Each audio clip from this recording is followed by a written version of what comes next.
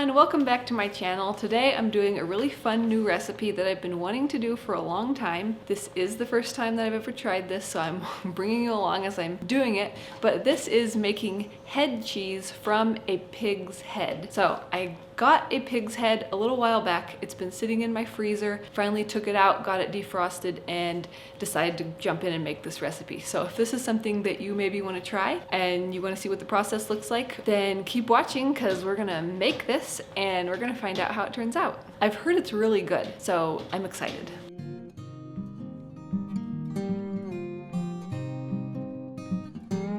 While I was researching how to make this, I kept seeing recipes that called for pink salt. I had to go rummage in the trash for where I threw it away because I actually bought some not realizing what it was. It's called pink pickling salt or prog salt. Come to find out, it is nitrites.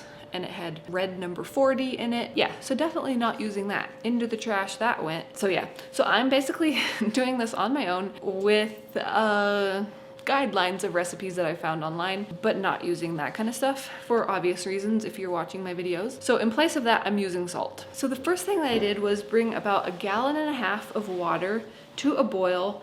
And before I brought it to a boil, I added about 2.5 cups of salt. This is just cheaper sea salt. I didn't want to use my really expensive mineral salt for this just because it's a brine and I needed a lot of it. I just used some basic sea salt. And then 1 cup of sucanat. So I brought that to a boil so that everything was well dissolved. And then I added some more cold water to that pot and then let it sit and cool. Once the brine was cool, I went ahead and put the pig head into a really large container. I'm using this big pot that I have, and then poured the brine right on top of the pig's head. And then I added a little bit more water because it's really important that it's fully submerged. So this is the brine that it's going to sit in, and it's going to sit in here for 24 hours. So this actually happens to be a really good recipe to be doing during the winter time because it's going to be hard to find room in a refrigerator to put this big of a pot. So thankfully it's staying nice and cold outside right now in the winter, and I'm able to just put this out on our patio. The salt will keep it from freezing, but it'll keep it nice and cold out there while it sits in the brine. So I'm going to let that sit in that brine for 24 hours, and then after that time is up, we're going to move on to the next step, and I'll show you what that is. After it was done sitting in the brine for 24 hours, I brought it inside and I took the head out of the brine and put it into another large pot that I have. Along with the head in the pot, I put around 2 cups of just really roughly chopped carrots, an onion cut in half, and some celery. I also put about 5 or 6 garlic cloves.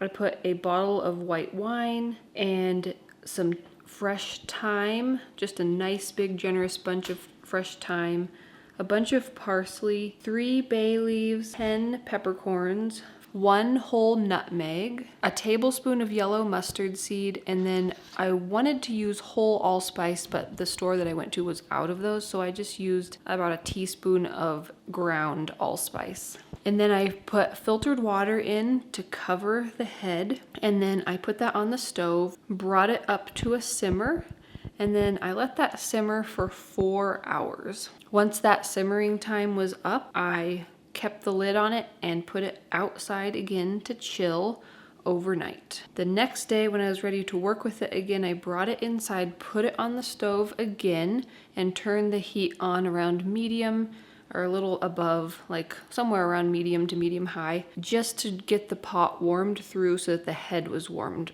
a bit. Once the head was warm enough to handle easily, I took the head out of the liquid and set it on a tray to work with. I strained out the liquid that it had been simmering in, and so that all the solids were out of it and I was left with just the liquid stock. And then I put that liquid back into the pan, into a clean pan on the stove, and then I brought that back to a simmer. While the stock was simmering, I worked on picking the meat from the head, and this was quite an interesting job. There was a lot of fat and skin and things to kind of move away, some cartilage and connective tissue, and I tried to get just really all of the meat for this because in this recipe that's what's going to taste the best, is just having the meat. So I picked all that, I got the tongue, pulled the jaw apart and got the tongue out, took the skin off of that.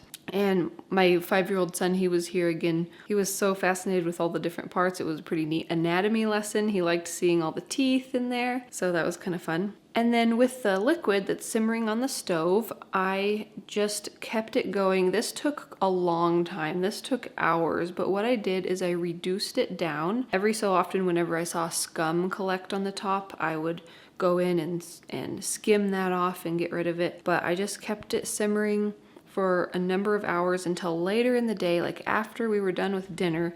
It was finally reduced down enough to where I knew it was going to be nice and gel very easily when it was chilled. So at that point, I took the meat that I had taken from the head. I had stored it in a glass container and put it in the refrigerator.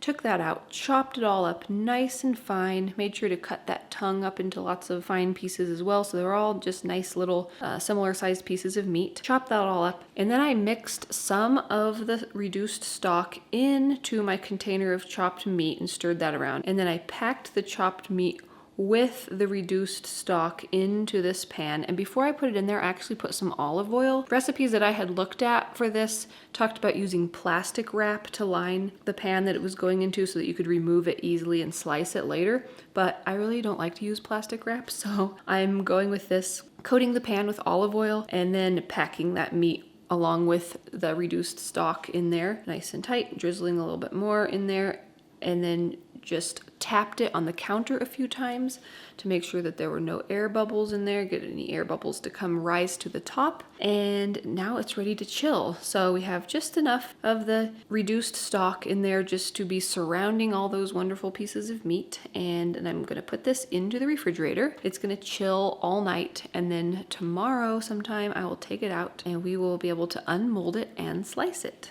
So now the head cheese has sat and chilled in the refrigerator all night and a little bit into the next day, so it should be nice and gelled and solidified. So I am just taking it out, I'm turning it upside down and just tapping it to get it to unmold, and then I'm going to slice it into slices about a 1/2 inch thick or so with a nice sharp knife, and we will get to try them and enjoy it. Everything that I had read said that head cheese will last in the refrigerator for about a week, so we'll plan on enjoying it within that time frame.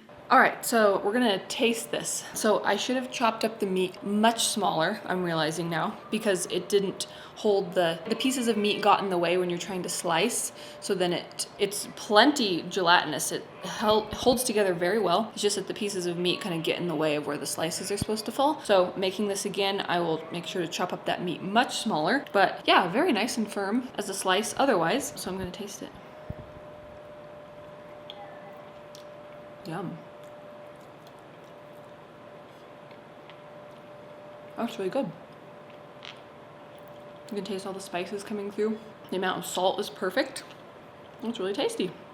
My kids also tried it and they really liked it as well. All right, thank you so much for watching. I hope that you enjoyed coming along and seeing what it looks like to make head cheese from a whole pig's head. I hope that you get the opportunity to try it out. It was really fun, really different, and I was surprised at how good it was. My whole family really liked it. The kids loved it. It was really fun. My 5-year-old son was really fascinated with the process as well. So if you are into this very ancestral type of cooking, you might be familiar with the GAPS diet that uses this type of ancestral ancient wisdom in cooking to restore digestive issues and lots of different health issues. If you're new to the GAPS diet, I have lots of videos where I talk about it. I'll put some of those down below, but you can easily search them on my channel. I have a whole playlist of them. If you're not sure what it is, those are a good place to start. If you already do know about it, maybe you've started it and you are looking for support, I am actually a certified GAPS coach, and I work with people, guiding them through GAPS, helping to work through any roadblocks that come up, answering questions, all that good stuff. And I'll have information down below in the description box about my coaching packages that I offer. Again, thanks so much for watching. If you enjoy these types of videos about nourishing meals and natural living, please hit that subscribe button. I get out new videos every week on nourishing recipes and natural living. Thanks so much for watching. See you next time. Bye.